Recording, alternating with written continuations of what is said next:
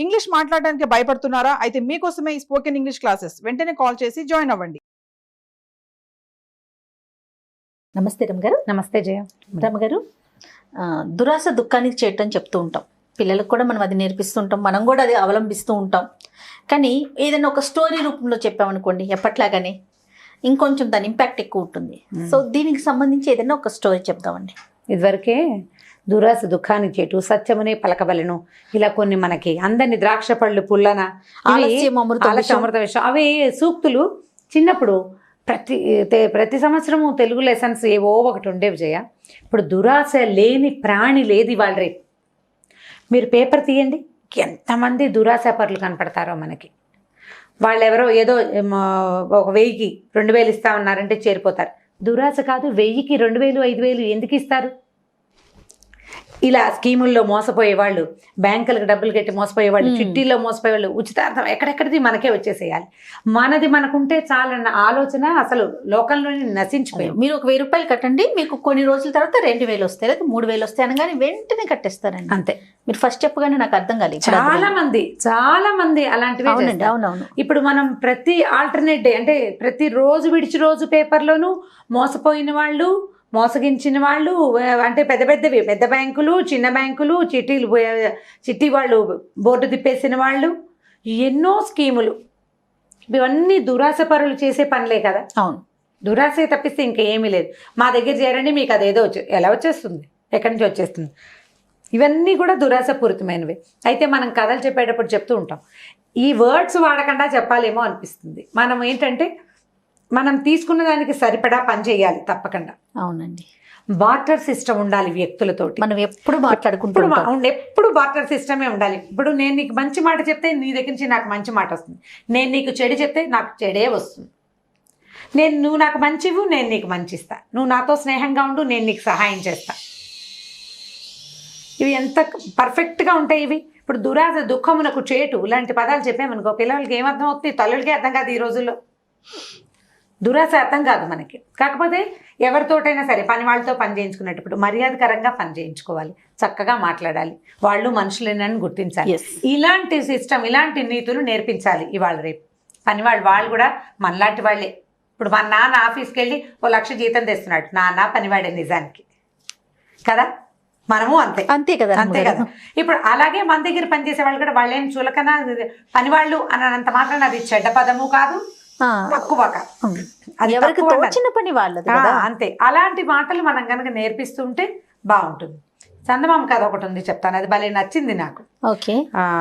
ఒక ఊళ్ళో ఒక రామనాథ అని ఒక ఆయన ఉన్నాడట. ఆయన ఏం చేశాడంటే, చాలా పొలాలు ఉన్నాయి అతనికి. ఒక మామిడి తోట వేయాలని ఒక 40 ఎకరాల పొలం కొన్నాడట.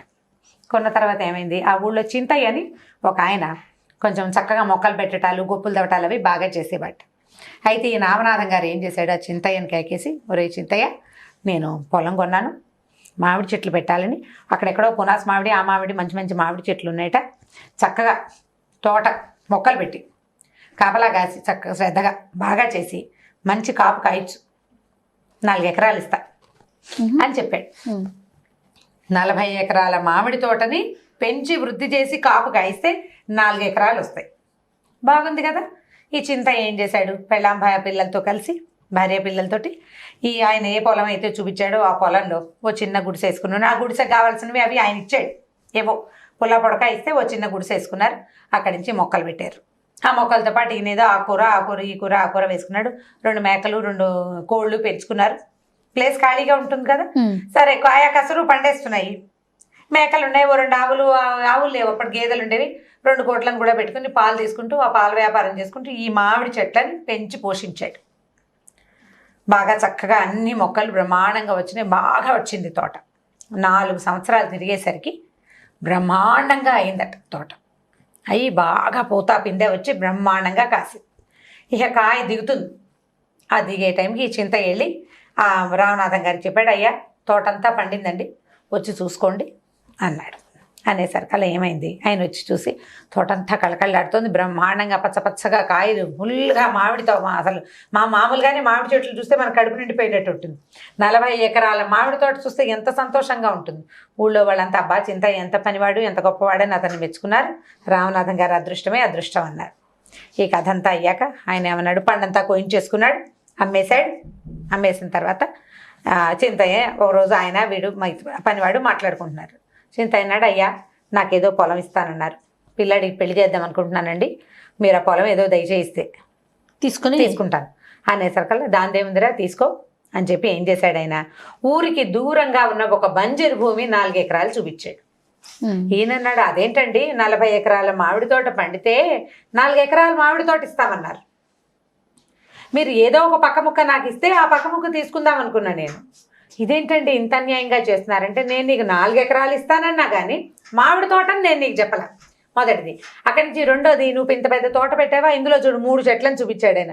3 గొడ్డుమోతు చెట్లు కొన్ని ఉంటాయి, మామూలుగా మనం ఫుల్ చెట్లు పెడతామా, ఓ 2-3 పూతా పిండే రావు, 3 గొడ్డుమోతు చెట్లు ఉన్నాయి. ఈ 3 గొడ్డుమోతు చెట్లు కాయల అంటే నువ్వు సక్సెస్ కాలా, అసలు నేను కాబట్టి నీకు పొలం ఇస్తున్నా, తీసుకుంటే తీసుకో లేకపోతే మానే అన్నాడు. ఇప్పుడు ఇంత ఎదిగిన మామిడి తోట ఎవరు చూసినా కాస్తుంది ఏటా దాని పని ప్రకారం.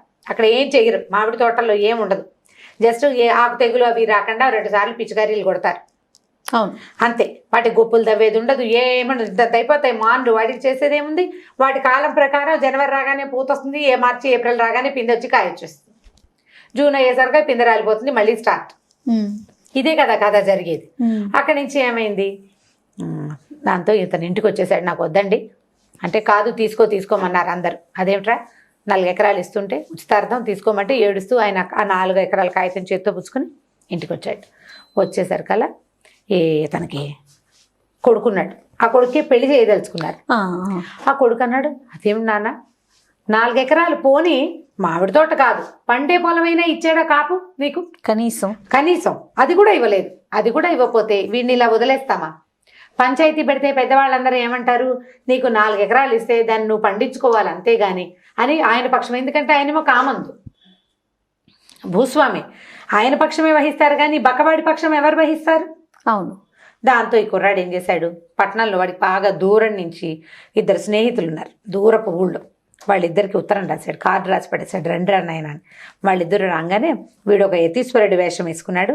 ఆ వచ్చిన అబ్బాయిలు 2 శిష్యులు అయిపోయారు. వాడికి ఏం చేశాడు, ఈ బంజరు భూమికి అవతలగా ఓ చిన్న పాకేసుకుని అందులో ఉండటం మొదలుపెట్టారు. వాడికి ఏమైనా అన్నం నీళ్లు నాన్న అమ్మ సప్లై చేస్తున్నారు. ఈ శిష్యులు వేషం వేశారుగా. ఈ కుర్రాళ్ళిద్దరూ ఊళ్ళోకి వెళ్ళి, మా గురువుగారు మా దగ్గర బ్రహ్మాండంగా ఆయన కాలజ్ఞానం చెప్తాడు, మీకు ముందువి వెనకవి కూడా చెప్పగలడు అని బాగా ప్రచారం చేశారు. ఒకళ్ళిద్దరు వచ్చేసరికల్లా ఆ ఊరివాడే కదా పిల్లాడు, ఆ కుర్రాడు. దాంతో వాడేం చేశాడు, వాడికి తెలిసిన సంగతులే చెప్పాడు. చెప్పేసరికల్లా అమ్మో నిజం చెప్పాడని వాళ్ళు బాగా ఊళ్ళోకి వెళ్ళి ప్రాపగాండా చేశారు. చేసేసరికల్లా వీడి టైం బాగుండి కాకతాళీయంగా వీడు పిల్లలు పుడతారని చెప్పిన ఆవిడ వెంటనే కడుపుతూ ఉండటం అలాంటిది చిన్నది జరిగింది. అప్పుడు ఇంకా సక్సెస్ వస్తుంది కదా. ఊళ్ళో అంతా చెప్పుకునేసరికల్లా ఊళ్ళో జనాలంతా పాలు పళ్ళు పలహారాలు పుచ్చుకుని స్వామివారి సేవకు వెళ్ళడం మొదలుపెట్టారు. అలాగే అవుతుంది. యోగీశ్వర్లు వాళ్ళు ఊళ్ళోకి వస్తే ప్రచారం మౌత్ టు మౌతే కదా, పబ్లిసిటీ. అక్కడి నుంచి ఏమైంది, ఫ్రెండ్స్ 2 మా వాళ్ళు సూపర్ అని ఊళ్ళో భూమిలో ఉన్న నిధి నిక్షేపాలు చెప్పడంలో ఈయన సిద్ధహస్తుడని, కనుచూపు మేరలో ఎక్కడా లేవు కాబట్టి ఇంకా చెప్పలేదని ప్రచారం మొదలుపెట్టేసరికల్లా ఈ కామందికి బాగా ఆశ పుట్టింది. మనకి బోల్డ్ పొలం ఉంది, ఈ కనుచూపు మేరలో లేకపోతే ఈ కనుచూపు మేర కాకుండా అవతల ఇంకా పొలాలు ఉన్నాయి, ఏదైనా ఒక పొలం ఎక్కడైనా నిధి నిక్షేపం ఉందంటే బాగుంటుందని ఏం చేశాడు, ఓ బుట్టెడు మామిడి పళ్ళు అవి ఇవి పుచ్చుకుని స్వామివారి సేవకి దయచేశాడు. వెళ్ళేసరికల్లా ఏమన్నాడు, బాగా బతిలాడాడు, బాబు ఎప్పటి నుంచో శివాలయం కట్టించాలనండి, నా ఆస్తుల నుంచి కట్టించడానికి నా కొడుకులు ఒప్పుకోరు, ఎక్కడైనా నిధి నిక్షేపాలు ఉంటే చెప్పండి, అది తవ్వించి దాంతో గుడి కడతాం. బాగుంది కదా ఐడియా. సరే ఋషీశ్వరుడు ఓ 2-3 రోజులు బాగా సాగిచ్చి తర్వాత పద చూస్తానన్నాడు. ఊరంతా తిప్పాక ఏ బంజరు భూమినైతే ఆ కామందు రామనాథం గారు చింతయ్యకి ఇస్తానన్నాడు ఆ బంజరు భూమిని చూపించాడు. దీంట్లో నిధి నిక్షేపాలు ఉన్నాయి. ఇది 15 నిలువులు తవ్వాలి. 15 నిలువుల తర్వాత ఒక మేకని బలేసి మళ్ళీ ఇంకో 10 నిలువులు దొరికితే ఇంత పాత ఉంది ఇందులోనని చెప్పాడు. దాంతో ఈయన ఏం చేశాడు, ఇప్పుడు ఈ 4 ఎకరాలు చింతయ్యకి ఇచ్చాడు. అది కూడా ఊళ్ళో అందరి ముందు ఇచ్చేసాడు, కాగితాలు చేతిలో పుచ్చేసుకున్నాడు. వాడు పుచ్చుకెళ్ళిపోయాడు కదా. అదే అదే. ఇప్పుడు ఆ 4 ఎకరాలు పట్టుకోవాలి. ఈయనకి ఆల్రెడీ 100 ఎకరాల పొలం ఉంది.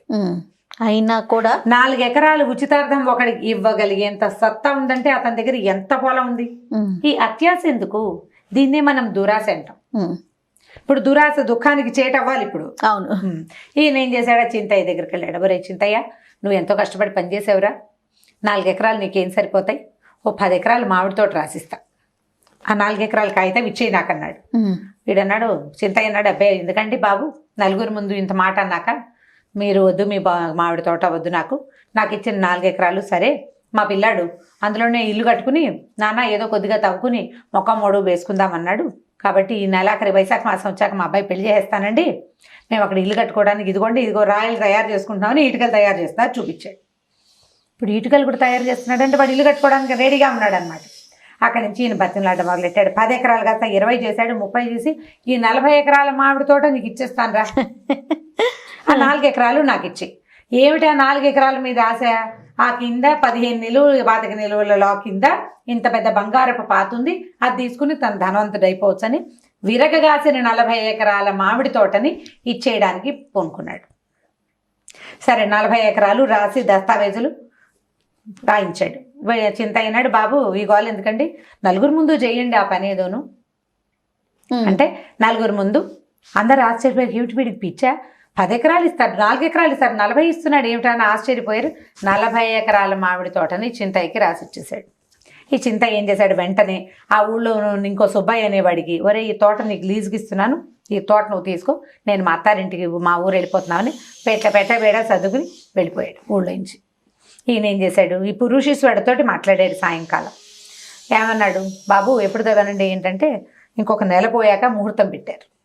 నెల తర్వాత తవ్వడం మొదలు పెట్టండి, నేను ఒక 1-2 ఏళ్లలో తిరిగి వస్తాను, కాశీనగరానికి వెళ్ళొస్తా, నేను తిరిగి వచ్చేసరికల్లా ఇక్కడ శివాలయం కట్టేయాలి అబ్బాయి నువ్వు, సరేనా అని ఒప్పించాడు. సరే ఈ 1 నెల రోజుల లోపల ఈ చింతయ్య మొత్తం ఫ్యామిలీలంతా సర్దుకుని ఈ మామిడి తోటను లీజుకి ఇచ్చేసి తన వాటాకు వచ్చింది కదా 40 ఎకరాలు, ఊరు వదిలిపెట్టి వెళ్ళిపోయాడు. ఈ ఋషీశ్వరుడి వేషంలో ఉన్న కుర్రాడు వాడి ఫ్రెండ్స్ కూడా ఊళ్ళో నుంచి బయటకు వెళ్ళిపోయారు. నెల తర్వాత ఈయన తవ్వాడు. 15 నిలువులు తవ్వి మేకను బలేశారు. తర్వాత 10 నిలువులు కాదు 25 నిలువులు తవ్వినా అది మహాసొరంగంలాగా కిందకు పోయింది, కానీ అందులో నుంచి ఎర్రని ఏగాని బయటికి రాలేదు. ఊళ్ళో అందరూ తిట్టిపోశారు, ఇంతంత ఈ తవ్వటం ఏమిటి, దీనికి ఇంత డబ్బు ఖర్చు పెట్టడం, ఎకరాలు అమ్మితే కానీ ఈ గుంట తవ్వటం అవ్వలే. అక్కడి నుంచి పిల్లలు వాళ్ళు అందరూ తిట్టారు, నువ్వు ఇట్లా అత్యాశతోటి ఈ రకంగా చేసావని. ఆయన దురాశ దుఃఖానికి చేటైంది, అందులో నుంచి ఏమీ రాలేదు. బంగారం లాంటి 40 ఎకరాల మామిడి తోట చింతైపారం అయిపోయింది. నలుగురు ముందు ఒప్పుకున్నాడు కాబట్టి ఇంకా చేసేది లేదు, పెట్టేది లేదు. ఇప్పుడు ఆల్రెడీ మన దగ్గర బోల్డ్ ఆస్తున్నప్పుడు మనకి ఇంకా ఆస్తి నిధి నిక్షేపాలు అక్కర్లేదు. చాలా మంది ఇవాళ రేపు ఇట్లా కనపడతారు, వీళ్ళ దగ్గర బాగుంటుంది, బోల్డంత ఉంటుంది, ఏంటో కావాలని పరిగెడతారు, బొక్క బోర్ల పడి ఉన్నది కూడా పోగొట్టుకుంటారు. ఉన్నది పోయి ఇంకోటి ఏదో పోయిందిలాగా అలా పోతుంది కదా అనవసరం. దాని బదులు నీ దగ్గర ఉన్నదే నువ్వు జాగ్రత్త పరచుకుని కొద్దిగా కాళ్ళ చేతులు అంటే కొద్దిగా ముందుకు చాచుకుంటే ఈజీగా ఉంటుంది. ఇక్కడి నుంచి పెద్ద అంగలు వేసేసరికి ఏముంది, ఒక్కోసారి అంగకి పదును అందదికి నేల పడిపోతాం. ఈయన అట్లా పడిపోయాడు. నాకు బాగా నచ్చిన చందమామ కథలో ఇప్పుడు ఇది ఎంత కరెక్ట్గా కన్వే పిల్లలకి బాగా అర్థం అవుతుంది. అవునండి. మొదట అతన్ని మోసం చేయటం, రెండోది నాకు కావాలని ఎలాగైనా బతిమలాడి తీసుకోవడం. ఇప్పుడు చూడు, నువ్వు మొదట ఒప్పుకుంటే కనుక నీకు 4 ఎకరాల మామిడి తోట పోయేది, 40 ఎకరాల మామిడి తోట ఇచ్చేసి అన్నీ పోగొట్టుకుని చివరికి అధ్వానంగా అయిపోయింది ఆయన పరిస్థితి. కాదు కంచికి మనం ఇంటికి. సూపర్, చాలా బాగుంది రమ్మగారు. పిల్లలకి బాగుంది, ప్లస్ మన రియల్ లైఫ్ కి బాగా దగ్గరగా ఉన్న కథ కదా ఇది. సూపర్ అండి. ఇంకో కథతో మళ్ళీ కలుద్దాం. తప్పకుండా. నమస్తే.